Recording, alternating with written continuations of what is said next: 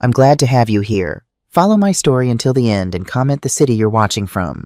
They said you'll carry our bags or walk home. I left them at the border crossing in Switzerland. No screaming, no scene. I just set down 4 heavy bags filled with overpriced souvenirs they couldn't be bothered to carry themselves, and walked away. My daughter Michelle didn't even notice at first. She was too busy getting the perfect photo of Brandon beside the Bienvenue en Suisse sign. My son-in-law Dylan was already several steps ahead, barking at the customs officer in slow, loud English, like volume would somehow bridge the language gap. My hands were shaking from the weight, my lower back stiff from hours cramped in the back seat. My sandals weren't made for stone paths or steep hills, but that wasn't the real problem. It was the heat, the kind that made your bones ache under your skin. And not once, not a single time did anyone ask if I was managing. They just handed me more. "Mom, you're not doing anything anyway," Dylan had said an hour before dropping another bag at my feet. "You could at least carry something." I told myself I'd forgiven worse. I told myself this was just family, just a misunderstanding, just jet lag making everyone irritable. But this was different.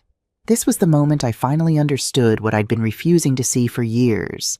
They didn't think of me as someone to respect or include. I was just another pair of hands. An afterthought. A tired old woman with a wallet and a strong back who should be grateful they'd invited her along at all. When I left those bags on the grass beside the trail, I didn't think. I didn't plan.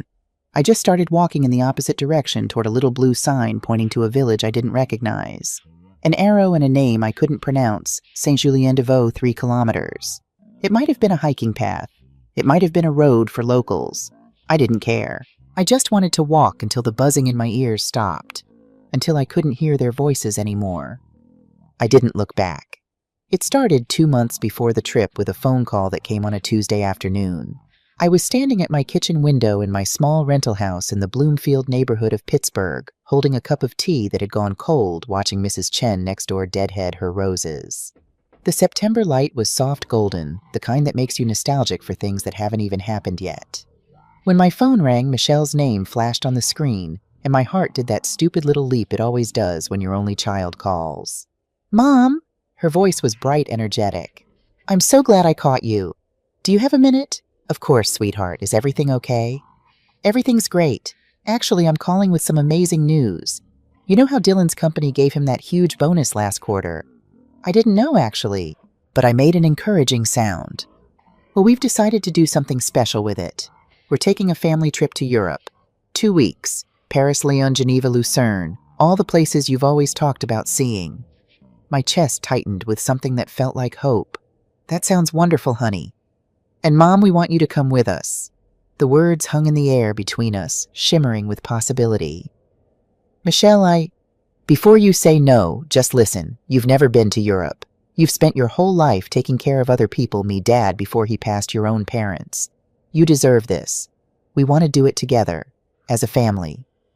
There it was, the phrase I'd been hungry for since George died 5 years ago. As a family. I should have known better. Michelle always knew how to phrase things to sound generous, like a gift instead of a setup. She'd learned it from her father, who could make you feel grateful for the scraps from his table. Still, I said yes. I wanted to believe that maybe, just maybe, this time would be different. "Really?" Michelle's surprise was genuine. "Oh, Mom, that's wonderful. I'll send you all the details. We fly out October 15th. Start thinking about what you want to pack." After we hung up, I stood at that window for a long time watching the afternoon fade into evening. The tea in my cup had formed a thin film on top. I poured it down the sink and made a fresh one. Then I did something I hadn't done in years. I went to my bedroom closet and pulled down the old shoebox where I kept the travel magazines I'd been collecting since I was a young woman. Pages dog-eared at pictures of the Eiffel Tower, the Swiss Alps, the lavender fields of Provence. George and I had always planned to go. "When we retire," he'd say, his arm around my waist as we looked at brochures. "When we have time." But time ran out. Heart attack at 63, dead before the ambulance arrived.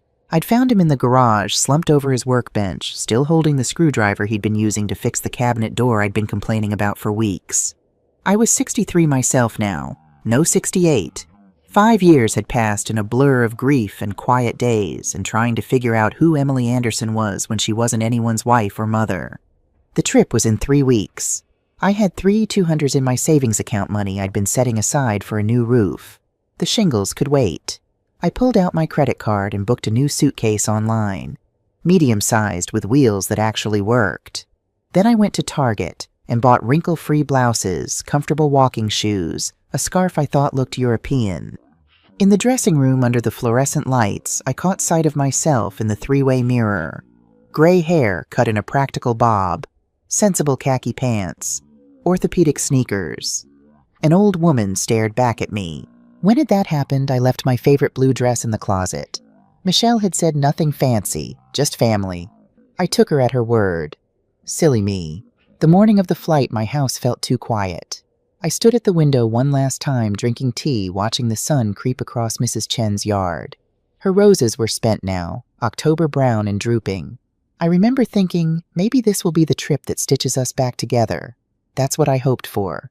Not adventure, not sightseeing, just a little closeness. Something I hadn't felt since Michelle moved to Connecticut with Dylan 7 years ago. Dylan honked from my driveway at 4:47 a.m. even though he'd promised to come to the door. When I got to the car, struggling with my new suitcase and my purse and the bag of snacks I'd packed for the flight, he was on his phone laughing too loudly, probably with one of his golf buddies. The trunk was already full. He didn't get out to help. I wedged my suitcase in, somehow squeezing it between Brandon's hockey equipment and what looked like half of Michelle's closet.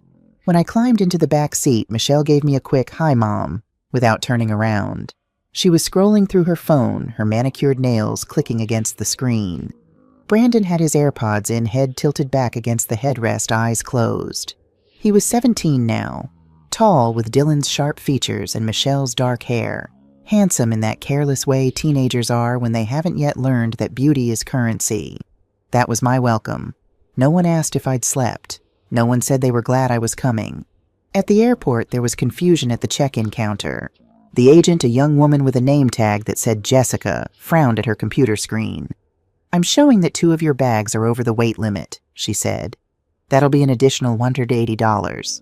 Dylan's jaw tightened. "That's ridiculous. We paid for actually." Michelle cut in smoothly, turning to me with a smile that didn't reach her eyes. "Mom, your ticket includes 2 checked bags, doesn't it?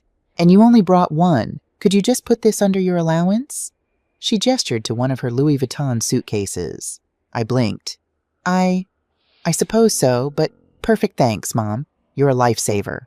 She turned back to Jessica, already moving on. Dylan handed me his credit card for the overage fee without making eye contact. No, wait. He didn't hand me his credit card. He just stood there expectant. I pulled out my own card. My hands fumbled with my wallet. The numbers on my debit card swam in front of my eyes. $180. More than my monthly electric bill. "Thank you, ma'am," Jessica said, handing me the receipt. "You're all set. No one else said thank you." I told myself it was fine. It was early. Everyone was tired. This was just how families helped each other. On the plane, I got the middle seat in the row behind them. Brandon had the window.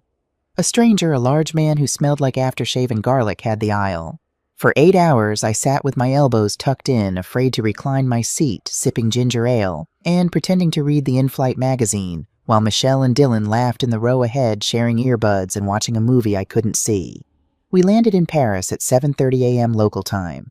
The Charles de Gaulle airport was a maze of signs and French crowds of people moving with purpose, while I shuffled behind trying to keep up. By the time we got through customs and found the rental car, my feet were swollen in my new walking shoes. The back of my right heel had a blister forming. Dylan had rented what he called a luxury crossover. It barely fit 4 of us and all the luggage. I was told to sit in the back behind the driver's seat. "You'll have more legroom there," Michelle said, though what she really meant was, "We don't want to talk to you." I didn't complain. I took out my phone and started taking pictures through the window as we drove. The Parisian suburbs, gray and industrial, gradually giving way to something more charming. Cobblestone streets, cafes with striped awnings, window boxes overflowing with flowers. "Look," I said, pointing to a particularly beautiful building with blue shutters. "Isn't that lovely?" No one responded. Brandon was on his phone. Dylan was arguing with the GPS. Michelle was scrolling through Instagram, her thumb moving in that hypnotic way peoples do when they're not really seeing anything, just consuming. We stopped at a gas station on the outskirts of the city. They all went inside to use the bathroom, I assumed. I waited in the car. The October sun was warm through the window. I closed my eyes just for a moment. When they came back 15 minutes later, they all had snacks. Croissants from the gas station cafe, bottles of Orangina, a bag of chips that Brandon was already eating. Nothing for me, not even water. "I thought you were napping," Michelle said when she saw my face. "We didn't want to wake you." I nodded. My throat was dry. At the hotel in the Marais district, a beautiful old building with an iron elevator that barely fit 2 people, there was another problem. "We've got one room with a king bed and a pull-out sofa," the desk clerk explained in accented English. "We tried to upgrade, but we're fully booked." Michelle sighed. "It's fine. Mom, you don't mind the sofa, do you? You're the smallest." Not a question. A statement. I glanced at Dylan, waiting for him to offer. He was 6'2" and built like the college linebacker he'd once been.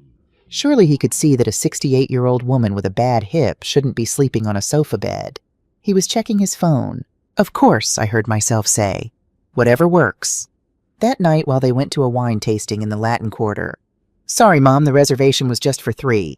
I stayed behind, curled up on the scratchy hotel sofa with a bag of almonds from the minibar and the TV playing in French. At 11:47 p.m., Michelle texted me a photo. The 3 of them, glasses of champagne raised, smiling in front of a chalkboard menu. "Wish you were here." I stared at that message for a long time. Then I turned off my phone and pulled the thin hotel blanket up to my chin. The sofa bar dug into my back all night. The next morning we toured Notre Dame. Or rather, we stood outside it because there was a long line, and Dylan didn't do lines. Instead, we walked along the Seine. Michelle took 47 photos, I know, because she kept making us stop while she got the angle right. Brandon posing against the stone wall. Dylan with his arm around her, both of them, laughing. When I asked if she could take one of me, she said, "Maybe later, Mom. We're kind of on a schedule." The schedule, as far as I could tell, consisted of moving from one Instagram backdrop to another. At lunch, a cafe with red-checked tablecloths and surly waiters, I offered to pay. "You sure?" Dylan asked, but he was already putting his wallet back in his pocket. The bill came to $127, about $140. I paid with my credit card. No one said thank you. That night in our hotel room, I overheard Michelle and Dylan whispering in the bathroom. The walls were thin, the old building unable to keep secrets. "She's so slow," Michelle hissed. "It's like dragging a turtle across Europe." Dylan laughed. Not a cruel laugh exactly, just thoughtless. "At least she's covering meals. That bonus is almost gone already." Something inside me went very still. I lay on the sofa staring at the ceiling, listening to them brush their teeth and talk about tomorrow's itinerary, and I realized they'd invited me because they needed my credit card. I didn't cry. Not then. But something in me shrank like a flower closing up for the night. Still, I told myself it was early, that I was being too sensitive, that things would improve. But I also started keeping a list in the small notebook I'd brought for jotting down memories. It wasn't a list of memories. It was a list of truths. Truth number 1, they don't see me. The pattern continued in Lyon. We'd taken the train from Paris, another expense I'd covered $342 for tickets. Michelle had said she'd Venmo me back for. The Venmo never came. Lyon was beautiful. Medieval streets wound up the hills and the old town glowed in the afternoon light. But I barely saw it. I was too busy keeping up carrying bags waiting while they took photos. At the famous indoor market Les Halles de Lyon, I lingered at a stall selling hand-painted ceramics. A small plate caught my eye, cream-colored with blue tulips painted around the rim. It reminded me of a dish George and I had bought when we were young and broke and newly married. We'd used it for special occasions until it cracked down the middle one Thanksgiving when I was washing dishes. I picked up the new plate, running my fingers over the slightly uneven glaze. It cost $35, about $38. "Don't get that," Michelle said, appearing at my elbow. "It won't match your kitchen." I hadn't asked her opinion. I hadn't said a word. "Actually," Dylan added, looking over her shoulder, "do you really need more dishes, Emily? Aren't you trying to downsize?" I was 68, not 90. I wasn't downsizing. I lived in a small rental house because that's what I could afford on Social Security and my part-time library job. But I didn't say that. I set the plate down carefully. Later, when they'd moved on to sample cheeses, I went back. I bought the plate, paid for it myself. Had the vendor wrap it carefully in newspaper. I didn't tell them. I tucked it into my suitcase that night between my sweaters. That plate is sitting in my kitchen right now, the only thing from that trip I've kept. Truth number 2, they think they can control what brings me joy. By Geneva, I had stopped trying to be in the photos. It wasn't a conscious decision, more like a quiet acceptance. Every time we passed something worth remembering, a fountain, a bridge, a cafe with flowers in the window, Michelle and Brandon would pose, adjust their angles, take 20 versions, then move on. I was usually still catching up, slightly breathless, always just a few steps too slow to be noticed. We'd been on the road for 6 days. My hip ached from the bad hotel beds. My feet were covered in blisters from the new shoes I'd thought would be broken in by now. And I was tired, not just physically, but in a deeper way I couldn't quite name. On our second night in Geneva, Dylan announced he'd made reservations at a restaurant he'd read about in Food and Wine. "It's a once-in-a-lifetime kind of place," he said, scrolling through his phone. "We'll regret it if we don't go." By we, of course he meant himself. It was the kind of restaurant where the menus didn't have prices, and the waiters looked you up and down before seating you, as if deciding whether you were worthy of their tables. Michelle wore her cream silk blouse, the one she never packs unless she expects photos. Brandon had slicked his hair back with too much gel. Dylan held the wine list like it was a weapon he knew how to use. I wore the same navy cardigan I'd worn in Lyon and Paris, and the black flats I'd been living in for a week because my feet couldn't take another day in the walking shoes. At the table, no one offered me the seat with the view. I took the one closest to the kitchen, half out of the conversation and all the way out of the ambiance. The sommelier approached, and Dylan launched into a conversation about terroir and tannins. Michelle nodded along, though I knew for a fact she hated wine. She always had. Even at her wedding, she'd grimaced through the toast. "And for Madame?" the sommelier asked, turning to me. Before I could answer, Michelle said, "She likes white. Something soft, not too dry." I did like white wine, but that night I wanted red. I wanted something bold and assertive, and nothing like what they expected from me. I didn't speak up. The waiter brought the first course, something with foam and truffles that cost more than my weekly groceries. I took one bite. My stomach felt heavy, weighed down by something that had nothing to do with food. "Are you not hungry?" Michelle asked, noticing my barely touched plate. "I'm fine." "You've barely eaten this whole trip," Dylan added. Then, with a laugh that wasn't really a laugh, "If you collapse, we won't be able to carry you back." No one else laughed, but no one told him to stop either. After the main course, some kind of fish that was beautifully plated but tasted like the sea had been wrung out and left to dry, Dylan waved over our waiter. "Excuse me, could you take a photo of us?" "Of course, monsieur." Brandon handed over his phone. The three of them arranged themselves, arms around each other, wine glasses raised smiling wide for the camera. I was still sitting at the table, napkin folded in my lap, hands resting quietly. No one said, "Wait, get one of all 4 of us." No one even glanced at me. The waiter hesitated. I saw at the brief flicker of confusion as he looked from them to me. But he took the photo as requested. I smiled to myself. Not a happy smile. The kind you make when something sharp settles into your chest and you finally understand the shape of it. When the check came, Dylan made a show of patting his pockets. "Damn," he said. "I left my wallet back at the hotel." Brandon looked up confused. "Didn't you?" Michelle cut in quickly. "Mom, could you cover this? We'll Venmo you as soon as we get back." There it was. The familiar line. The slow reach into my purse. The silent agreement that I would take care of it because that's what I always did. I looked at the bill. CHF 485. About $545. I handed over my card. They didn't even thank me. Truth number 3, I'm an ATM with legs. After dinner, they walked ahead of me, laughing about something Brandon had said.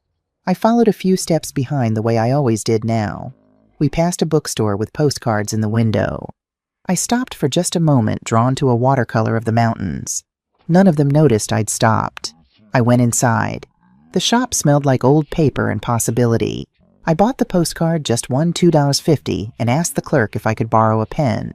Standing at the counter, I wrote on the back, "You won't remember this night, but I will." I didn't sign it, didn't mail it, just tucked it into the pages of my notebook between truth number 3 and the blank page where truth number 4 would eventually go. Later in the hotel room, Michelle looked up from her phone. "Don't forget to pack light tomorrow," she said. "We're crossing into Switzerland, lots of walking. I nodded. Maybe don't bring your big purse, Dylan added. It slows you down. I nodded again. I was always nodding. But inside I was already planning something I didn't yet have words for. That night I looked at myself in the bathroom mirror, really looked. My reflection startled me. Not because I looked old. I'd looked old for a while, but because I looked empty. Like a house someone had moved out of and forgotten to lock. I turned off the light and closed the door behind me. They didn't say goodnight and I didn't say goodbye, but I should have. Truth number 4, they've already left me behind. I just haven't caught up yet. The next morning we left Geneva just after 9. The air was already heavy with heat, the kind that clings to your neck before the day has even started. Brandon complained before we were out of the city. Why can't we take the train? This car is too cramped. Dylan snapped that renting the car was cheaper, more flexible. Michelle reminded them both that we were almost at the Swiss border and to please, for God's sake, stop bickering. I stayed silent in the back seat. I had become background noise by then. A cough in the corner of a room. Present, but only barely. I watched the scenery change from storefronts to farmland to forest. The signs began to alternate between French and German. Genève, Genf, Bern, Bern. It all felt symbolic. We were passing from one country to another, and I was still a tourist in my own family. At the last rest stop before the border, Michelle insisted we all get out and stretch. I need to use the restroom anyway, she said, already opening her door. Brandon, you coming? The parking lot was gravel. I stepped out carefully, my knees tight from the ride. The new walking shoes, the ones that were supposed to be broken in by now, rubbed against my blisters. I'd run out of Band-Aids 3 days ago. Mom, Michelle called already halfway to the building. Grab my tote, would you? And Brandon's backpack. He's on his phone again. They were halfway to the bathrooms before I'd even shut the car door. I looked at the mess in the trunk. Bags, snacks, half-zipped suitcases, a broken umbrella. One of the shopping bags from Lyon, someone had bought a snow globe that probably cost $40 jabbed into my side as I tried to maneuver. I could have said no. I could have let them handle their own things, but I didn't. 30 years of motherhood had programmed me too well. I hoisted the tote bag over one shoulder, Brandon's heavy backpack on the other. Then Dylan tossed one more bag at me, the gift shop purchases from the museum yesterday. Don't forget that one. I shuffled toward the rest stop past rows of other travelers. I watched a young man link arms with his grandmother as they walked slowly toward the entrance. He smiled down at her. She beamed up at him. No one had ever beamed at me. When we got back in the car, Dylan complained again. It's like we've got 10 bags for 3 people. 4, I corrected softly. He didn't hear me. Or he pretended not to. The border crossing was small, more of a checkpoint than a real gate. Switzerland doesn't fuss much with EU residents, but there were still customs agents standing under a canopy waving cars through at a crawl. Michelle insisted we pull over and walk for a bit while Dylan handled the papers. It'll be a cute photo op, she said, already unbuckling. We're officially entering Switzerland, Brandon groaned, but followed her out of the car. I followed too, carrying the bags they didn't want to leave unattended. 2 shopping bags from Lyon. Michelle's enormous tote. Brandon's backpack with his laptop and switch. They walked ahead, laughing, pointing at signs. Michelle posed by a carved wooden Welcome to Switzerland marker, making Brandon take 6 photos until she got one she liked. I struggled to keep pace. Sweat clung to the back of my shirt. My sandals I'd changed out of the walking shoes because my feet couldn't take them anymore, caught on the uneven gravel path. My right heel was definitely bleeding now. I could feel it. No one looked back. The path led slightly uphill, not steep, but enough that my breath came short. The bags dug into my shoulders. Brandon's backpack kept sliding down my arm. I hitched it up again. That's when I heard it. Dylan's voice. Half laughing, tossing the words over his shoulder like a joke that didn't need to land carefully. If she can't keep up, she can carry our bags or walk home. Michelle didn't respond. She didn't defend me. Didn't tell him that was cruel. Didn't even turn around. Brandon chuckled. I stopped walking. Not dramatically. Not with any grand gesture. I just stopped. I looked down at the bags in my hands. One had Michelle's initials stitched into the side in gold thread, probably cost more than my monthly rent. The other was Brandon's heavy with electronics he used to ignore the world around him. I didn't say a word. I stepped to the side of the trail, set the bags down gently, adjusted the straps so they wouldn't fall, smoothed the handles. For a moment, I just stood there watching them fade into the path ahead. They didn't turn around. Not once. Then I turned the other way. There was a sign, blue and simple, with an arrow pointing down a narrow road. Saint-Julien-de-Vaux, 3 km. That was all I needed. I started walking. My feet hurt. My arms ached from carrying their things. My heart thudded with something between shame and release. But I didn't stop. Not until the bags were so far behind me that they felt like part of another life. I didn't leave a note. I didn't owe them that. Let them figure it out. Let them feel just once what it's like to be forgotten on the side of the road. I walked until the bags, the voices Dylan's joke she can carry our bags, or walk home all dissolved into the air behind me. The road bent slightly downhill. My calves burned. The sun was fully overhead now, sharp and unsympathetic. There was no shade, no bench, no one to say, "Are you all right?" And for once I didn't want that. I wasn't all right, but I wasn't broken either. Somewhere in my bones I knew this wasn't the moment I cracked. It was the moment I stopped pretending it didn't hurt. The village road narrowed. Trees arched overhead, softening the heat. A small sign appeared, hand-painted, tilted slightly, Chambres Rooms. It led to a small inn with white shutters and flower boxes. Geraniums red and pink spilled over the edges. A modest place. Neat, quiet. I rang the bell. The woman who answered wore a linen apron and had thick silver hair pulled back in a low bun. Her face was lined but warm. "Bonjour," she said. I cleared my throat. "Do you speak English?" "A little." She smiled. "You need room?" "Yes, just for one person, just for a few days." She looked at me, really looked, and nodded. "Of course. You are tired, I can see." She led me upstairs to a room with pale blue curtains, a wooden bed, a view of green hills rolling away into forever. It wasn't luxury, but it was clean, calm, and mercifully empty of people who wanted something from me. €40, she said. Per night. Is okay. It's perfect. I paid in cash. The emergency money I kept folded in my bra tucked inside a tissue. Old habits from a lifetime of not quite trusting that things would be okay. She handed me an old-fashioned key, the kind attached to a wooden paddle with the room number carved into it. "I am Marie," she said. "Emily." "Welcome, Emily." She left, closing the door softly behind her. I stood in the middle of that quiet room for a long moment. Then I sat on the edge of the bed, still wearing my shoes, my purse still strapped across my chest, and I cried. Not the kind of crying where you sob, the kind where tears just leak out of you like you're a container that's finally too full. I cried for 10 minutes, then I lay down, shoes on, purse on, and I slept for 5 hours. When I woke, the light had shifted. Golden now, late afternoon. I sat up slowly, unsure for a moment where I was. Then I remembered. I had walked away. I had finally walked away. I stood, rinsed my face in the small sink, and looked at myself in the mirror above it. My reflection startled me. Not because I looked old. I'd looked old for a while, but because I looked calm. Like someone who had done something brave and survived it. There were 5 missed calls on my phone, all from Michelle. No messages. She wouldn't leave one.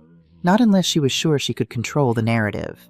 She probably thought I was lost, confused, fainted somewhere on a trail.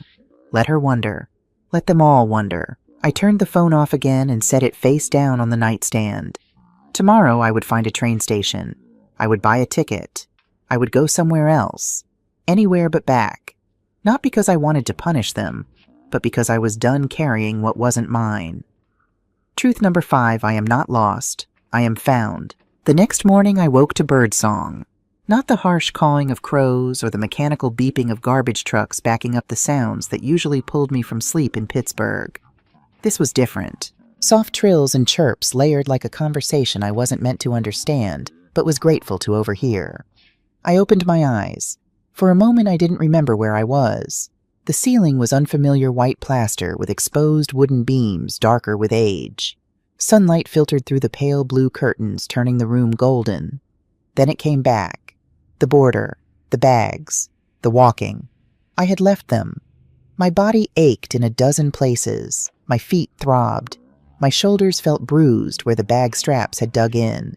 But underneath all that physical discomfort was something else, Something I hadn't felt in so long I'd almost forgotten its name.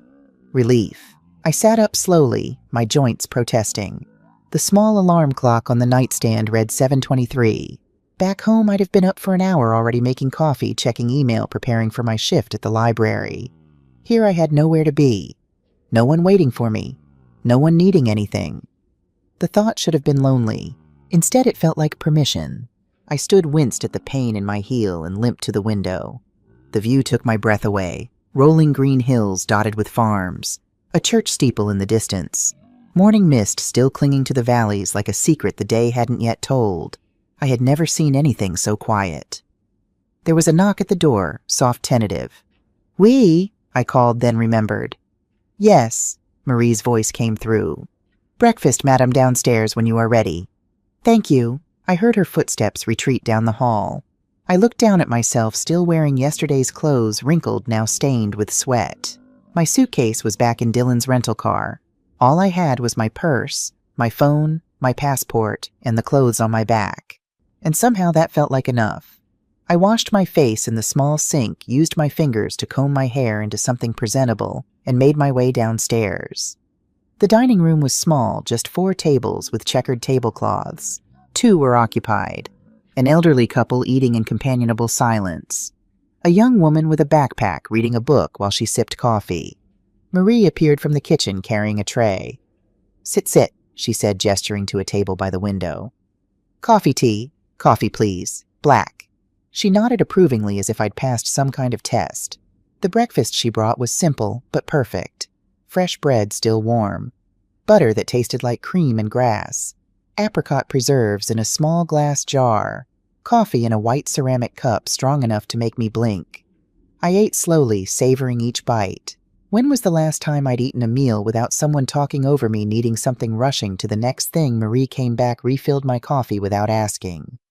"You stay long?" she asked, her English careful but clear. "Just a few days," I said. "Then I need to get to the airport." She studied me with the kind of attention that made me feel seen. Really seen. Not the way Michelle looked at me, cataloging my wrinkles, my outdated clothes, my usefulness, but the way you look at a painting trying to understand what the artist was trying to say. "You are alone," she said. Not a question. An observation. "Yes. Is good sometimes. To be alone." I nodded, not trusting my voice. "You have trouble?" she asked gently. I thought about how to answer. About Michelle and Dylan and Brandon. About 30 years of making myself smaller. About bags on a Swiss hillside. "Not trouble," I finally said. "Just too much noise." Marie smiled. "Ah, yes. The world is very loud. Quiet is good for the bones." She touched my shoulder briefly, just a light press of her hand, and then she was gone back to her kitchen. I sat there for a long time after I finished eating, watching the light change on the hills, feeling something inside me begin to uncoil. After breakfast, I asked Marie if there was a place in the village to buy clothes. "Not many shops," she said apologetically. "But Colette, she has small store, clothes things for house. You go left from door walk to fountain, then right. Blue door." I thanked her and set out. Saint Julien-de-Vaux was smaller than I'd realized. One main street really, with houses clustered around it like chicks around a hen. The morning air was cool, carrying the scent of bread and wood smoke. People were out, old men standing in doorways talking with their hands. Women with shopping baskets heading to what must have been a market. Children in school uniforms laughing as they walked. Several people nodded at me as I passed. "Bonjour," I nodded back, feeling like an imposter. A woman who'd abandoned her family and run away to a French village. What would they think if they knew? But no one looked at me with judgment. Just the casual acknowledgement of a stranger passing through. I found the fountain, a stone basin in the center of a small square, water trickling from a lion's mouth. And there, just to the right, was a blue door. The shop was tiny. Clothes hung on racks so tightly packed you had to slide them apart to see anything. But it smelled good, like lavender and clean cotton, and the woman behind the counter, who must have been Colette, greeted me with a warm smile. "Bonjour, you are Marie's guest." "Yes, she called me. Said you need clothes." I felt a rush of gratitude for Marie's thoughtfulness. "Yes, I had to leave my suitcase behind." Colette made a sympathetic sound. "Airlines, always losing bags, is terrible." I didn't correct her. She helped me pick out basics. 2 pairs of comfortable pants, 3 cotton shirts, underwear and socks, a simple nightgown, a cardigan that was softer than anything I'd worn in years. "For you," she said, pulling out a scarf from beneath the counter. "Is gift. Very beautiful with your eyes." It was silk pale blue with small flowers embroidered along the edge. The kind of thing I would have bought 30 years ago before I learned that mothers don't get beautiful things. "I can't is gift," she insisted. "You have kind face.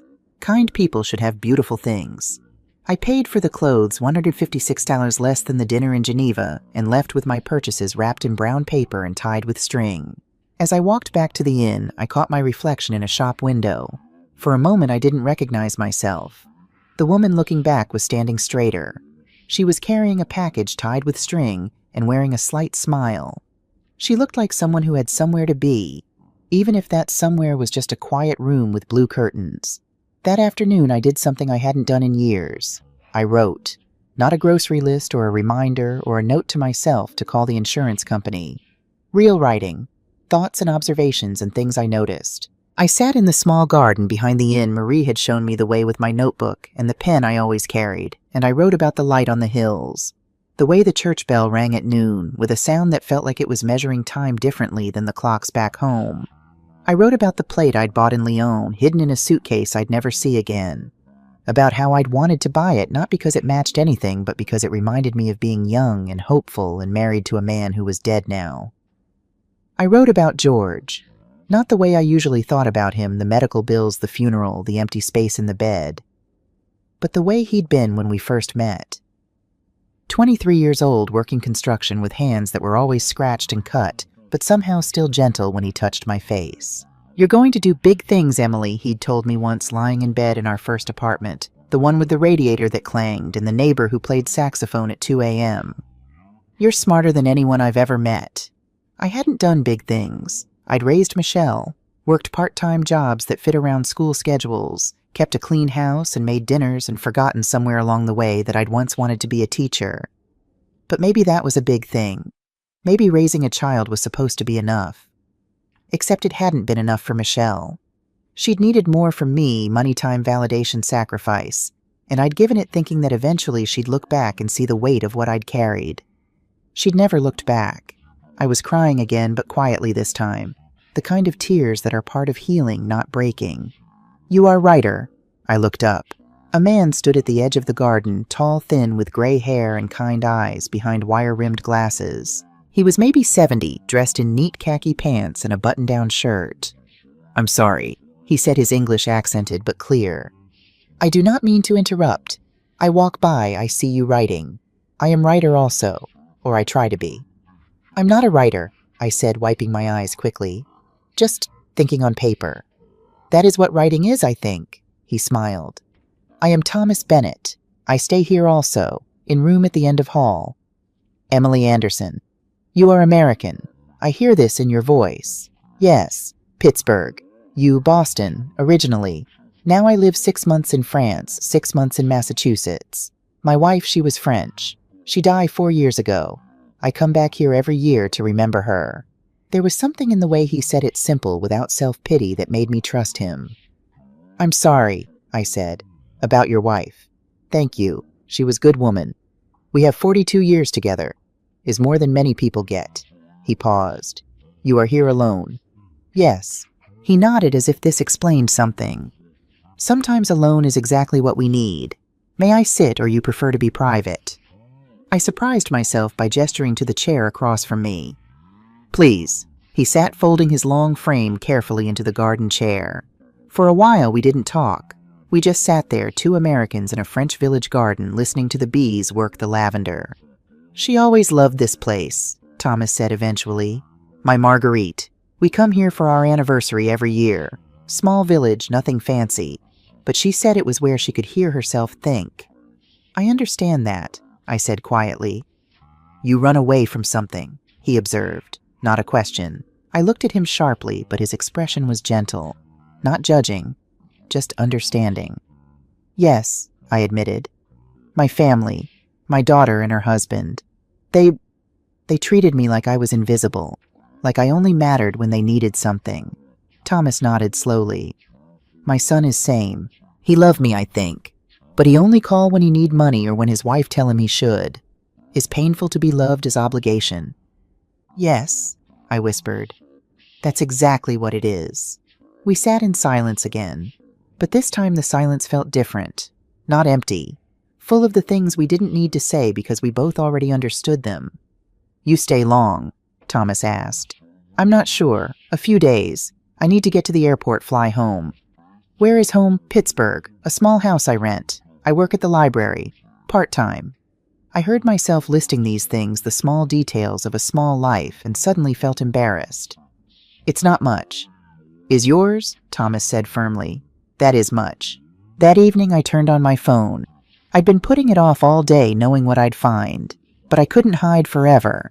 There were practical matters to attend to, flights, to book my house sitter, to contact my own life to return to. The screen lit up with notifications. 17 missed calls, 12 text messages, 3 voicemails. I took a deep breath and started reading. Michelle, 8:47 p.m. yesterday. Mom, where are you, Michelle? 9:15 p.m. This isn't funny. Call me now. Michelle, 9:52 p.m. We've called the police. If you don't respond in 1 hour, we're calling the embassy. Dylan, 10:23 p.m. Emily, what the hell? Where did you go, Michelle?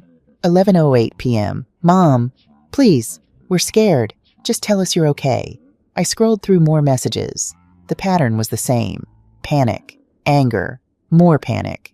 Demands that I respond. Not once did any of them say I'm sorry. Not once did they acknowledge what Dylan had said at the border. There was one text from Brandon sent at 6:32 a.m. Grandma, are you okay? Mom is freaking out. I stared at that one for a long time. Brandon, the boy who'd laughed when Dylan made his joke. The teenager who couldn't be bothered to take his AirPods out long enough to have a conversation with me. But also the 4-year-old who used to hold my hand crossing the street, squeezing twice our secret code for I love you. When had I become someone he was embarrassed to know I opened my email? There was one from the U.S. Embassy in Geneva. Dear Ms. Anderson, we have been contacted by your family regarding your welfare. Please respond to this email or call the number below to confirm that you are safe. I hit reply and typed I am safe and traveling independently. Please inform my family that I will contact them when I am ready. Thank you for your concern. I sent it before I could second-guess myself. Then I composed a text to Michelle. I am fine. I am safe. I will be home in a few days. Do not contact me until then. My finger hovered over the send button. What kind of mother does this? What kind of person disappears and sends a cold text days later? But then I thought about the dinner in Geneva, the photo by the Seine, the bags on the hillside, Dylan's voice. If she can't keep up, she can carry our bags or walk home. I pressed send. Immediately my phone buzzed. Michelle calling. I declined it. She called again. Declined. A text appeared. Mom, answer the phone right now. I turned the phone off and set it on the nightstand screen down. My hands were shaking, but not with fear, with something else. Something that felt like power. The next morning I had breakfast with Thomas. It wasn't planned. We just happened to come down at the same time, and Marie, seeing us, smiled and pushed 2 tables together. Americans must sit together, she said. Is rule. Thomas and I exchanged amused looks and sat. Over coffee and bread we talked. Not about anything heavy. Books we'd read. Places we'd traveled. The best sandwich we'd ever eaten. His a roast beef in Boston's North End in 1987. Mine a peanut butter and banana sandwich. George made me the day we brought Michelle home from the hospital because I was too tired to stand but starving. You love your daughter, Thomas observed. I hear it in your voice when you say her name. I do, I admitted. That's what makes it so hard. Love should not be hard. But it is, when you love someone who doesn't see you. When you keep giving and they keep taking and you tell yourself it's okay, because that's what mothers do. Thomas nodded slowly. My son, when Marguerite was sick, he come to visit twice. Twice in 8 months. He say he is busy. Work, children, life. I understand this. But when she die, he cry at funeral. He say, why you did not tell me it was so bad? But I tell him. Many times. He did not want to hear. Did you forgive him? I forgive, yes. But I do not forget. And I do not pretend we have relationship we do not have. He call me once a month now. I answer. We talk 10 minutes. Then we both go back to our lives. That sounds lonely. Sometimes, but is more honest than pretending. I thought about this while Marie refilled our coffee. I need to make a phone call, I said. To my lawyer. Thomas raised his eyebrows but didn't ask. I used Marie's landline. She showed me to a small office behind the front desk and left me alone, closing the door quietly. Robert Fitzgerald had been George's lawyer, then mine. He'd handled George's estate such as it was. He'd helped me with the paperwork when I'd made Michelle co-owner of my bank account 3 years ago. Just in case something happens to you, Emily, it'll make everything easier. I'd thought it was prudent. Now I knew it was a mistake. Robert answered on the third ring. Fitzgerald Law. Robert, it's Emily Anderson. Emily, I was just thinking about you. Michelle called my office yesterday. She said you'd gone missing in Europe. I'm not missing, I'm in France. And I need to make some changes to my legal documents. There was a pause. What kind of changes? I want to remove Michelle from my bank account, immediately. Another pause, longer this time. Emily, are you sure that's a big step? I'm certain. Can it be done while I'm overseas? Yes, but may I ask what happened, I told him. Not everything, but enough. The trip, the way they'd treated me, Dylan's comment, the fact that when I'd checked my bank account this morning using the inn's Wi-Fi, I discovered Michelle had withdrawn $2,400 in August without asking me. For home renovation, I said, my voice shaking. I never renovated anything. I live in a rental, Robert. Jesus, Emily. Can you do it? Remove her name. I can file the paperwork today. It'll take 48 hours to process. But Emily, you should know Michelle will be notified. Good. Let her know. There's something else you should consider. Your will. Michelle is your sole beneficiary and executor. My will. I hadn't thought about it in years.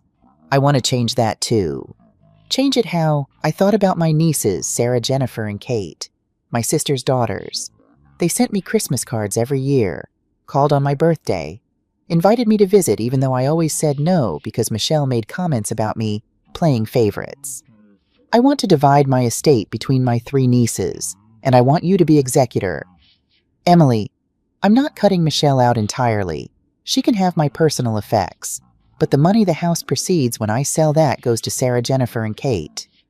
Robert was quiet for a long moment. Okay, I'll draft the documents, but you'll need to sign them in person when you get back. I'll come to your office as soon as I land. Emily, are you sure you're okay? This is a major decision. I'm sure. For the first time in a long time, I'm absolutely sure. After I hung up, I sat in Marie's office for 10 minutes, just breathing. Then I turned on my phone one more time. I had 7 new texts from Michelle. I didn't read them. Instead, I opened my banking app. Michelle had been added as a joint account holder in 2021. I could see the history now, withdrawals every few months. Never huge amounts. 300 here, 500s there, 800 in June. In total, over 3 years, she'd taken 800 and 900. Money I'd saved by skipping meals, by wearing the same coat for 5 winters, by choosing between prescriptions and groceries. I felt sick, but also clear-headed, finally understanding the shape of what had been happening all along. I logged out of the app, turned off the phone, and went to find Thomas. That afternoon, while Thomas read in the garden, I wrote a letter. Not to Michelle, not yet. To Brandon. I knew I wouldn't send it, but I needed to write it anyway. Needed to say the things I'd never had the courage to say to his face. Dear Brandon, you're 17, so maybe you don't understand this yet. But I want you to know something that will matter later, even if it doesn't matter now. When you laughed at Dylan's joke at the border, she can carry our bags or walk home, you weren't just echoing his cruelty. You were confirming it. You were saying that it was okay to treat me that way. I remember when you were 4, you used to hold my hand in parking lots and you'd squeeze twice our code for I love you. I remember when you were 7 and you made me a birthday card with a crayon drawing of the 2 of us holding hands. You wrote, Grandma is the best. She makes the best cookies and gives the best hugs. I still have that card. It's in a box in my closet. Sometimes I take it out and look at it and try to remember when I stopped being someone you wanted to hug. I don't blame you entirely. You're learning how to be a man from Dylan. And Dylan is learning how to be a man from a world that tells him love is weakness and kindness is foolishness. But Brandon, here's what I hope you learn before it's too late. The people who love you shouldn't have to prove their worth. They shouldn't have to earn basic respect. They shouldn't have to carry your burdens and then apologize for being too slow. One day you'll be someone's burden. You'll be old or sick or just tired. And the way you're treated then will be the direct result of how you treat people now. I hope when that day comes that you're surrounded by people who remember the code, who squeeze your hand twice, who see you as more than a pair of hands to carry their bags. I hope you become that kind of person. I love you. I always will. But I won't sacrifice my dignity anymore to prove it. Love, Grandma Emily. I folded the letter carefully and tucked it into my notebook between the pages where I'd been keeping track of truths. Then I went downstairs and asked Marie if there was a place in the village to mail international packages. That evening, Thomas and I had dinner together in the village's only restaurant, a small place called Le Coq d'Or, with checked tablecloths and candles and wine bottles. My treat, Thomas insisted when I reached for my purse. You let an old man buy you dinner. The food was simple: roasted chicken, green beans, bread, a carafe of red wine that tasted like earth and summer. You seem different tonight, Thomas observed. Lighter, maybe. I made some decisions today. Good decisions, necessary ones. He nodded, understanding in the way that only someone who's lived long enough can understand. The necessary decisions are often the hardest, but they are also the ones that let us sleep at night. Did you make necessary decisions after your wife died? Yes. I decide I do not live in big house in Boston anymore alone with memories. I sell it. I buy small apartment near the harbor. I keep only what I need. Rest I give away. Do you regret it? Never. The house was full of ghosts. The apartment is full of light. We ate in comfortable silence for a while. Then Thomas asked, "When you go home, what will you do?" I don't know exactly. I need to move, find something smaller, something that's just mine. I need to... I paused, trying to find the words. I need to build a life that fits me now. Not the me I was 30 years ago. Not the me Michelle needs me to be. Just me. Emily Anderson. Who is she? I smiled. I'm still figuring that out. This is good. To figure out. Many people never try. After dinner, we walked back to the inn slowly. The village was dark except for the street lamps and the windows of houses where families were eating dinner, watching TV, living their ordinary lives. Tomorrow I go to Annecy, Thomas said. Is beautiful city on lake. You want to come? We take bus. Is only 1 hour. I thought about it. About spending another day in this quiet village hiding. But I wasn't hiding anymore. I was gathering strength. Yes, I said. I'd like that. Annecy was everything Thomas had promised. Medieval streets wound along canals. Flowers overflowed from window boxes. The lake was so blue it looked painted. We took a boat ride, just a short one, around the lake and back. The water was cold and clear. Mountains rose in the distance, their peaks still white with early snow. Marguerite and we come here on our honeymoon, Thomas said, leaning against the boat's railing. She was 22. I was 25. We have no money, so we stay in cheap hotel, we eat bread and cheese, but we are so happy. How did you meet? I was exchange student at her university in Lyon. She was studying literature. I was studying engineering. We had one class together, English literature. I write terrible papers. She helped me. And then one day I help her with nothing, but she let me take her to coffee anyway. That's lovely. Yes, we have good life. Not perfect. We fight sometimes. We have troubles. But underneath, always love. I felt a pang of envy. George and I had loved each other, I thought. But had we liked each other? Had we been companions or just two people living parallel lives under the same roof? Do you think you'll marry again? I asked. Thomas shook his head. No, I am old, and she was my person. I do not need another one. But I am not lonely. I have friends. I have my books. I have my memories. Is enough. I admire that. I've been afraid of being alone. Alone and lonely are not same thing. You can be surrounded by people and still lonely. You can be alone and still full. We stood at the railing watching the shoreline pass, and I realized I felt full, right then in that moment, on a boat in France with a kind stranger who understood silence. When we got back to the inn that evening, there was a package waiting for me at the front desk. Come this morning? Marie said, handing it to me. From your daughter. My stomach dropped. It was small, wrapped in brown paper, my name written in Michelle's handwriting. Pittsburgh postmark. It must have been mailed weeks ago before the trip. I took it up to my room and sat on the bed staring at it. Finally, I opened it. Inside was a photo frame, silver simple, and in it, a picture I'd never seen before. It was from my 65th birthday 3 years ago. Michelle had taken me to lunch, just the two of us, at a little Italian restaurant I loved. In the photo, we're both smiling. My arm is around her shoulders. She's leaning into me. We look happy. There was a note tucked behind the photo. Mom, I found this when I was cleaning out my desk. I'd always meant to frame it and give it to you. I'm sorry it took me so long. Love, Michelle. I stared at that photo for a long time, trying to remember that lunch. Had we been happy? Or had I just been happy to be included? I couldn't remember. I set the frame on the nightstand and lay down fully clothed, staring at the ceiling. Tomorrow I would book my flight home. Tomorrow I would start the process of building a life that fit. But tonight, I let myself grieve. Not for what I'd lost, but for what I'd never really had. I booked my flight on the 5th morning in Saint-Julien-de-Vaux, Geneva to Frankfurt to Pittsburgh. Departure in 2 days. Economy plus. I used miles I'd been saving for years, the ones George had earned on business trips before he died. Miles I'd been saving for someday. Someday was now. The ticket cost $347 out of pocket plus the miles. I paid with my credit card and felt something shift inside me. Not regret. Resolution. Thomas found me in the garden afterward, my phone still in my hand. You are leaving, he said. Not a question. Day after tomorrow. He nodded slowly and sat down beside me. You are ready. I don't know if ready is the right word, but I can't stay here forever. No, but you take this place with you. He tapped his chest. The quiet. You remember it when the noise gets loud again. Will it get loud? Yes. Your daughter will want explanations. She will be angry, maybe. People do not like when we stop carrying their weight.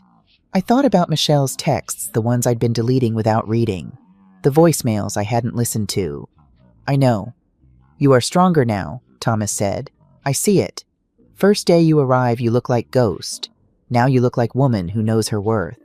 His words made my throat tight. Thank you. For everything. I do nothing. You do the work. He pulled an envelope from his pocket. But I give you this. My address in Boston. My email. If you need someone to remember the quiet with you, you write to me. Okay, I took the envelope, my eyes stinging. Okay. And Emily, when you go home, you do not go back to old house. You find new one. Small. Just for you. With window that gets good light. How did you know I was thinking about moving? He smiled. Because you are smart woman. Smart women do not return to cages once they have tasted sky.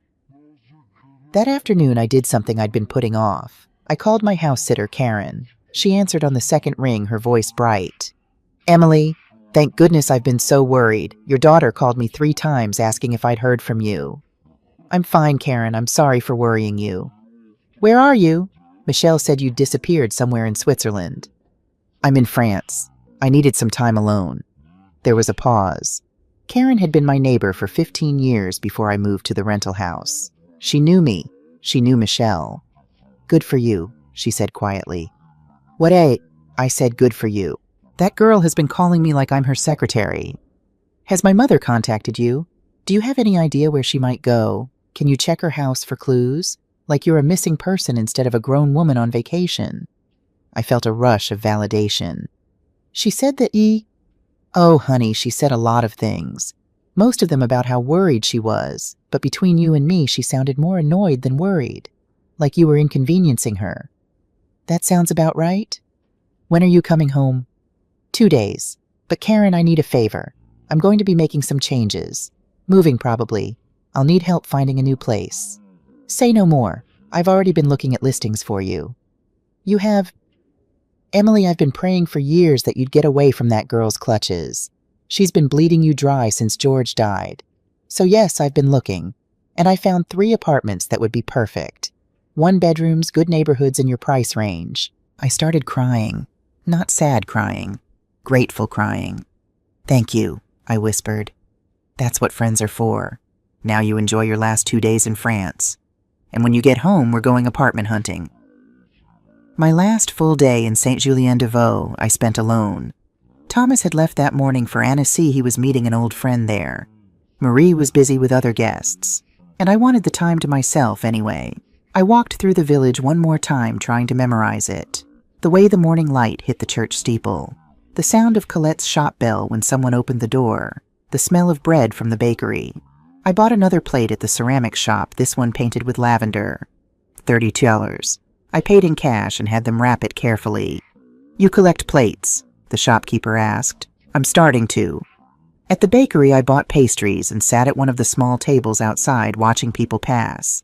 A mother with a stroller, an old man with a newspaper, two teenagers holding hands thinking they'd invented love. I used to be that young. Used to think love was enough, that if you loved someone hard enough, sacrificed enough, gave enough, they'd eventually see your worth. But love isn't enough when it only flows one direction. That afternoon, I went back to my room and did something I'd been avoiding. I turned on my phone and read Michelle's messages. All of them. "Michelle, day 1, the day I left Mom. Where are you? We've been looking for an hour. This isn't funny. Michelle, day 1, the police are here. They want to know what you were wearing if you have any medical conditions. Mom, answer your phone. Michelle, day 2, fine. If you want to punish us, congratulations. You've succeeded. Brandon hasn't slept. Dylan thinks you're dead in a ditch somewhere. I hope you're happy. Michelle, day 3, I don't understand what we did wrong. We invited you on this trip. We included you in everything. And this is how you repay us, Michelle, day 4. Mom, I'm sorry for whatever I did. Please just call me. Please. Michelle, day 5. We've had to cut the trip short. We're flying home tomorrow. I hope you know what this cost us. Michelle, day 6. I talked to Robert Fitzgerald. I know what you did. How could you? After everything I've done for you, I read them twice, looking for the words, "I'm sorry for how we treated you." Looking for acknowledgement that Dylan had said I could carry their bags or walk home. Looking for any sign that they understood what they'd done. Nothing. It was all about their inconvenience, their fear, their cost. I typed a response, Michelle, I will be home in 2 days. We need to talk, but not over text. I'll come to your house next Friday at 2 p.m. Please make sure Dylan is there. This concerns both of you. I hit send before I could second-guess myself. The response came in less than a minute, finally. Do you have any idea what you've put us through? I turned off my phone without replying. My last evening, Marie made a special dinner. Just the 3 of us, Marie Thomas, who'd returned that afternoon, and me. She set a table in the garden with candles and wine and food that smelled like childhood, even though I'd never eaten French food as a child. Roasted chicken with herbs, potatoes that had been cooked in duck fat, salad from her garden, bread that was still warm. You are a good guest, Marie said, raising her glass. You are quiet. You are kind. You do not complain. These things are rare now. Thank you for giving me a place to land. You land yourself. I just give you the soft place. We ate slowly, talking about nothing important. The weather, the harvest, the tourists who would come in summer and leave their trash everywhere. You come back? Marie asked as we finished. I'd like to. Then you come back. Room is here for you. After dinner, Thomas walked me around the village one last time. The sun was setting, turning everything gold. You are nervous, he observed, for going home? Yes. This is normal. You have changed. They have not. There will be friction. What if I can't do it? What if I get there and fall back into old patterns? Thomas stopped walking and turned to face me. Emily, you walk away from your family at a border crossing. You find a village with no plan. You change your will, your bank account, your whole life. In 1 week, you do what many people cannot do in lifetime. You think you will fail now. I might. Then you fail, and you get up, and you try again. This is how we learn to stand. We walked back to the inn in silence. At the door, Thomas pulled me into a hug, brief but warm. You are a brave woman, Emily Anderson. Do not forget this. The next morning, I woke at dawn. My bus to Geneva left at 9 a.m. I packed my few belongings, the clothes Colette had sold me, the 2 plates wrapped carefully in my new sweaters, the notebook full of truths. I took one last look at the room with blue curtains, the room where I'd slept better than I had in years, where I'd cried and healed and started to remember who I was. Thank you, I whispered to the empty space. Marie was waiting downstairs with coffee in a paper bag. For the journey, she said. Sandwiches, fruit. You will be hungry. Marie, I don't know how to thank you. You thank me by living, by being happy, by not letting anyone make you small again. She hugged me, and I let myself be held by this woman who had asked for nothing but had given me everything. The bus ride to Geneva felt surreal. The landscape I'd seen only briefly from Dylan's car now passed in reverse. Villages, farms, mountains in the distance. I was going back, but I wasn't going back the same. At the airport, I checked in, went through security, found my gate. I had 3 hours before boarding. I bought a coffee, £4.50, and I didn't feel guilty about it, and sat by the window watching planes take off and land. My phone buzzed. A text from Karen. I found the perfect place. 1-bedroom, 3rd floor, big windows near the library. Available December 1st. $8.75 a month. Want me to hold it? I looked at the number. $8.75. More than I was paying now, but manageable if I picked up a few more hours at the library. Hold it, I typed back. I'll see it when I land. Another text came through. This one from a number I didn't recognize. Grandma. It's Brandon. Mom doesn't know I'm texting. Are you okay? My heart clenched. I stared at that message for a long time. Then I typed, I'm okay. I'm coming home. We'll talk soon. I'm sorry, he wrote back immediately. For laughing. For everything. I felt tears prick my eyes. I know. Thank you for saying that. I didn't hear back. But it was enough. For now it was enough. The flights were long. Geneva to Frankfurt. 4-hour layover. Frankfurt to Pittsburgh. I slept in pieces, uncomfortable in the economy seat I'd been too proud to upgrade. But every time I woke up, I felt that same sense of purpose. That same knowing that I was going towards something, not away from it. We landed in Pittsburgh at 6:47 p.m. local time. The sky was already dark. October in Pennsylvania meant early nights and the smell of wood smoke and leaves. Karen was waiting at arrivals holding a sign that said Emily Anderson Badass in glitter letters. I actually laughed for the first time in what felt like months. Too much, she asked, grinning. It's perfect. She hugged me hard. Let me look at you.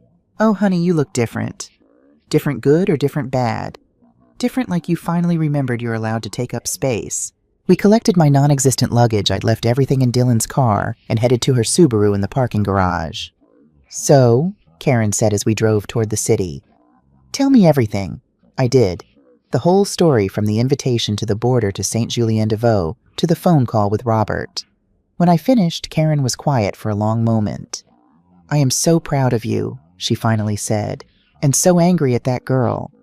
She's not a bad person. She's not a good daughter. There's a difference. We drove through neighborhoods I'd known my whole adult life, past the hospital where Michelle was born, past the elementary school she'd attended, past the house George and I had owned before he died, before I'd had to sell it to pay off his medical debt. You want to see the apartment tonight? Karen asked. It's only a few minutes out of the way. Yes. The building was old but well-maintained. Red brick with a green awning over the entrance. The kind of place that had been nice in 1950 and was still nice now because people cared about it. We went up to the 3rd floor. Karen had gotten a key from the landlord. I told him you were my sister coming home from France, and opened the door to 3C. It was small. 1 bedroom, 1 bathroom, a kitchen with old but clean appliances, a living room with hardwood floors and built-in bookshelves, and windows. Big windows that looked out over a tree-lined street. What do you think? Karen asked. I walked to the windows and looked out. Below, a woman was walking a dog. Across the street, someone was putting out their recycling bins. Normal life. Quiet life. My life. I'll take it. Karen dropped me at my rental house at 9:15 p.m. You sure you don't want to stay with me tonight? She asked. That house is going to feel empty. I need to face empty. She hugged me one more time. Call me if you need anything. And Emily, tomorrow when you see Michelle, don't let her make you feel guilty. You didn't do anything wrong. I know, but did I? As I unlocked my front door and stepped into the dark, silent house, doubt crept in. What kind of mother abandons her family in a foreign country? What kind of mother changes her will without telling her only child? What kind of mother chooses herself over her daughter? I turned on the lights. The house looked the same. My coffee cup from the morning I'd left still in the sink. Mail piled on the table. Karen had been bringing it in. Everything exactly as I'd left it.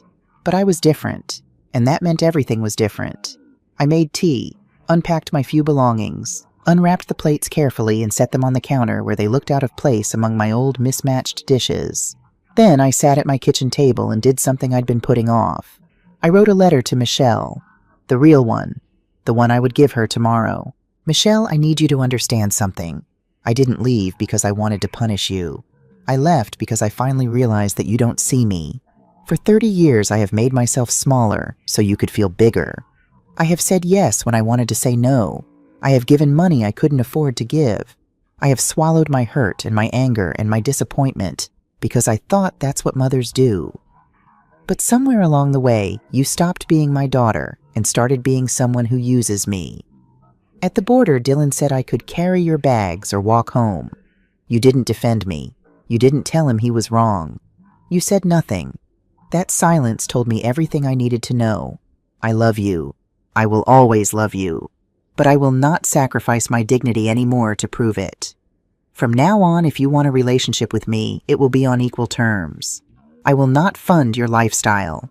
I will not be your emergency bank account. I will not accept being treated as invisible. I am your mother, but I am also a person, and I deserve to be treated like one. If you can do that, then we can rebuild. If you can't, then I will step back and wish you well from a distance. The choice is yours. Mom. I folded the letter and put it in an envelope. I would give it to her tomorrow after we talked. Or maybe I wouldn't. Maybe saying it out loud would be enough. I didn't know yet, but I knew I was ready. Friday came too fast and too slow. I spent the morning sorting through my things, deciding what to keep and what to give away for the move. It was easier than I expected. Most of what I owned didn't mean anything to me anymore. At 1:30, I got in my car, my old Honda that Karen had been starting for me once a week, and drove to Michelle's house in Mount Lebanon. The house was beautiful, colonial-style white with black shutters, professionally landscaped. The kind of house that cost at least $600,000, probably more. The house Michelle had bought while telling me she couldn't afford baggage fees. I sat in my car for a moment, gathering strength. Then I walked to the front door and rang the bell. Michelle opened it immediately as if she'd been waiting by the door. Mom, her voice cracked. Oh my God, Mom. She tried to hug me. I stepped back. Can I come in? Her face fell, but she moved aside. Of course. Dylan's in the living room. I walked into the house I'd been to maybe 5 times in the 3 years they'd lived there. Always for holidays or birthdays. Always leaving early because I must be tired. Dylan was sitting on their leather couch, scrolling through his phone. He looked up when I entered, and I saw something flash across his face. Guilt, annoyance, I couldn't tell. Emily, he said, standing. Glad you're safe. Not I'm sorry. Not, we were worried about you. Just a flat acknowledgement of my continued existence. We need to talk, I said. Michelle gestured to a chair, the armchair in the corner, the one that faced away from the TV. The guest chair. I didn't sit. What happened at the border? I said, looking directly at Dylan. What you said. Do you remember? He frowned. What are you talking about? You said I could carry your bags or walk home. I was joking. It wasn't a joke to me. Silence. Mom, Michelle said carefully, you just walked away. Do you have any idea what you put us through? The police, the embassy, the cost of cutting our trip short? How much did you spend on that trip, Michelle? She blinked. What, the trip? How much did it cost? I don't see what that has to do with because I paid for 8 meals. I paid $180 in baggage fees. I covered expenses you said you'd Venmo me back for but never did. So I'm asking if money was so tight, how did you afford a 2-week trip to Europe? Michelle's face flushed. That's not fair. We saved for that trip.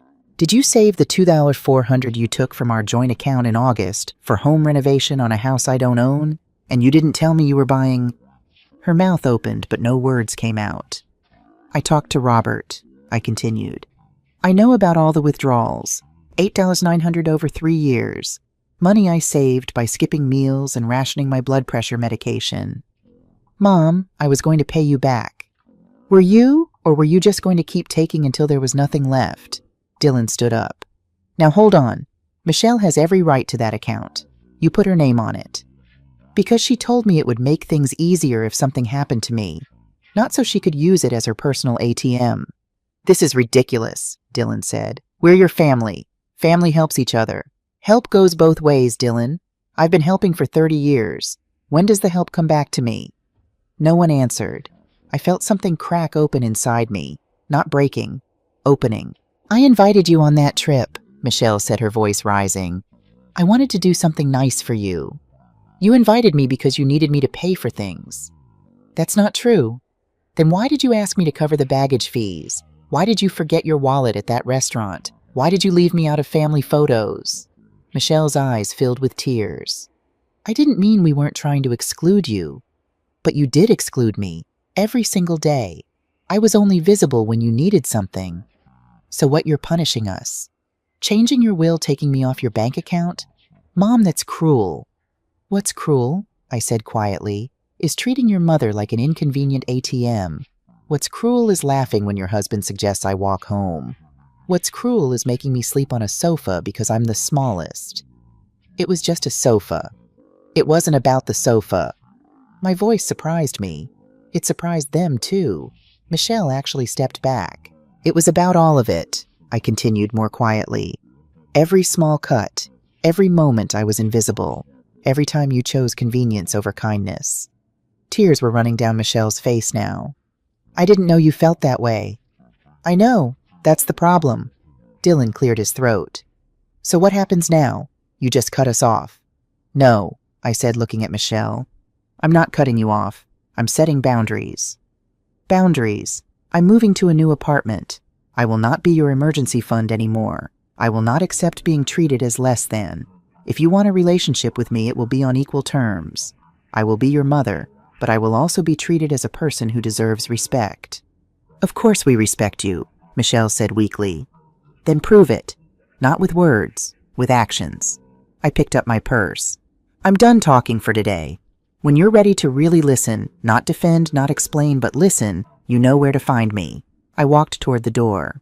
Mom, wait, Michelle called. I turned back. She was crying fully now.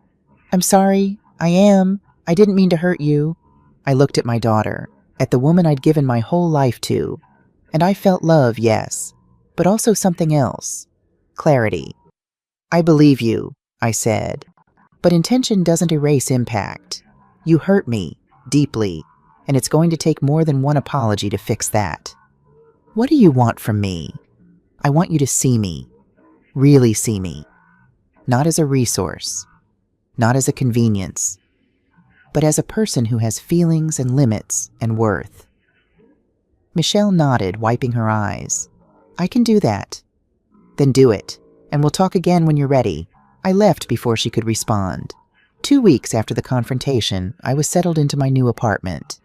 The move had been easier than expected. Karen and her husband helped. We got rid of half my furniture. I didn't need it in the smaller space. What remained fit perfectly. The 2 plates from France had places of honor on my kitchen shelf. I'd picked up extra hours at the library. The money was tight, but it was my money. No one else had access to it. I'd started taking an evening painting class at the community center. I was terrible at it, but I didn't care. It was mine. And I'd written back to Thomas. Long emails about my new apartment, my classes, the way the light came through my windows in the morning. He wrote back about Boston, about a book he was reading, about how proud Marguerite would have been of me. You are living now, he wrote, not just existing. This is what she always wanted for everyone, to really live. One evening in November, there was a knock at my door. I opened it to find Brandon standing there, hands shoved in his pockets, looking nervous. Hi, Grandma. Brandon. My heart squeezed. Come in. He came inside, looking around at my small apartment. This is nice. Smaller than your old place. Smaller is good. Less to take care of. We stood awkwardly for a moment. Can we talk? He asked. Of course. Sit down. Do you want something to drink? I have soda juice. I'm okay. We sat on my small couch. Brandon pulled an envelope from his jacket pocket. I wrote you something. I tried to say it in person, but I kept messing up, so I wrote it down. He handed me the envelope. His hands were shaking slightly. Can I read it now? Yeah. I opened it carefully. Inside was a letter written in Brandon's messy handwriting. Dear Grandma, I don't know how to start this, so I'm just going to say it. I'm sorry. I'm sorry for laughing at the border. I'm sorry for ignoring you on the trip. I'm sorry for treating you like you didn't matter. I've been thinking a lot about why I did that. And I think it's because everyone else was treating you that way, so I thought it was okay.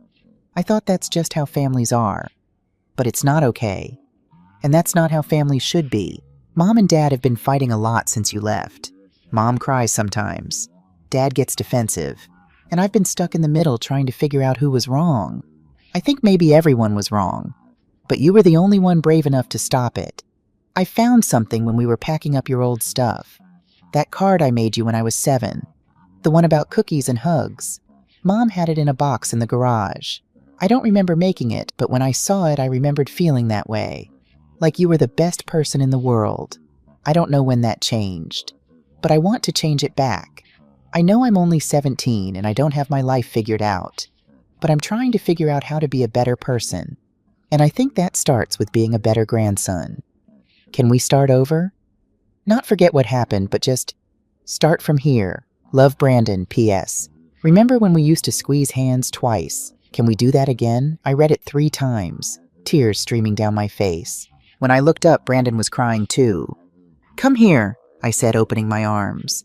He hugged me, really hugged me the way he used to when he was small. 2 squeezes, I whispered, squeezing his hand twice. He squeezed back. Twice. We sat like that for a long time, not talking, just being together in the quiet. Are you and Mom going to be okay? He finally asked. I don't know yet. We're talking. She's trying, but it's going to take time. She really is sorry, you know. She just doesn't know how to say it. I know. And Dad? He's not good at apologizing. But he feels bad. Brandon, you don't have to defend them to me. What they did was wrong. But that's between me and them. But what about us, you and me? I pulled back to look at him. Us, we're going to be fine. Better than fine. Because you did something your mother hasn't done yet. What? You admitted you were wrong. You didn't make excuses. You just said, I'm sorry. He nodded, wiping his eyes. Can I come visit you, like, regularly? I would love that. Maybe we could get pie like you said in your email. I smiled. You read that Mom left her computer open. I saw the message thread with your lawyer. I know I shouldn't have read it, but I'm glad I did, because I realized I was about to lose you. You're not losing me. You're just getting a different version of me. One who knows her worth. He smiled. I like that version. Spring came to Pittsburgh. I'd been in my apartment for 6 months. I'd started painting regularly, still wasn't good at it, but it made me happy. I'd joined a book club. I'd started volunteering at a senior center teaching computer skills. My life was small, but it was full. Michelle and I had dinner once a month. Sometimes it was comfortable, sometimes it was awkward.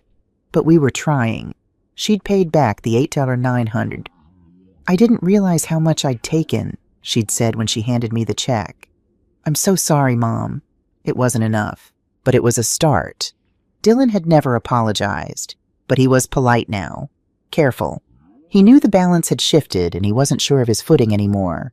Brandon came over every other week. We'd get pie at the diner. We'd talk. Sometimes about big things, sometimes about nothing. But we were rebuilding brick by brick. One afternoon in April, there was a knock at my door. I opened it to find Thomas standing there holding flowers. Thomas, what are you doing here? I come to Boston for spring. I think why not visit my friend Emily, see if she is living or just existing. I laughed and hugged him. Come in, come in. We spent the afternoon talking. He told me about his winter in France, about the book he was writing about how Saint-Julien-de-Vaux had had its first snowfall in 10 years. I told him about my life, my apartment, my classes, my relationship with Michelle slowly healing, my relationship with Brandon growing stronger. You are happy, he observed. I can see it. I am. Not every day, but most days. This is all we can ask for. Most days happy. Before he left, he handed me an envelope. From Marie. She wants you to have it. Inside was a photograph. Marie standing in front of the inn, smiling. And written on the back, Pour Emily. Vous êtes toujours la bienvenue. Marie, for Emily. You are always welcome. I put the photo on my refrigerator next to Brandon's childhood drawing of a dragon that he'd given me last month.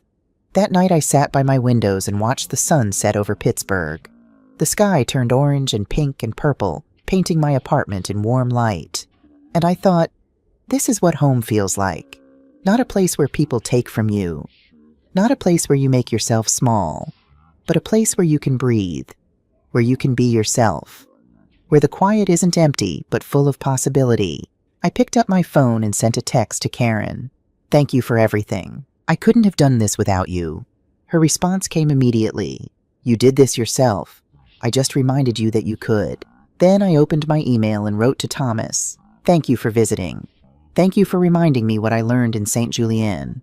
That alone and lonely aren't the same thing. That I can be full even when I'm by myself. I'm living now. Really living. Just like Marguerite would have wanted." I hit send and closed my laptop. Tomorrow I'd paint. I'd go to the library. I'd have lunch with Karen. And I wouldn't carry anyone's bags but my own.